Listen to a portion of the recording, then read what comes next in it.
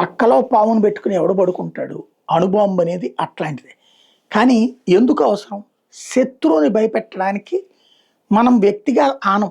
మన దగ్గర ఉన్న ఆయుధమే అంతది. ఒకప్పుడు భారతదేశాన్ని చులకనగా చూసిన ప్రపంచం ఇవాళ భారతదేశాన్ని సర్వసత్తాక శక్తివంతమైన దేశంగా చూస్తుంది.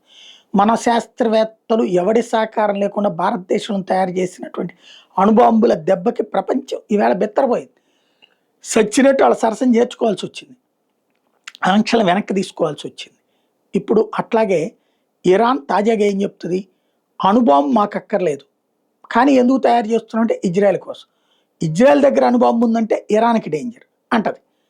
ఇరాన్ దగ్గర అణుబాంబు ఉంటే ఇజ్రాయెల్కి డేంజర్ కాబట్టినే ఇరాన్ అణుబాంబు చేయనీయకుండా యుద్ధం చేస్తున్నామని ఇజ్రాయెల్ చెప్తుంది.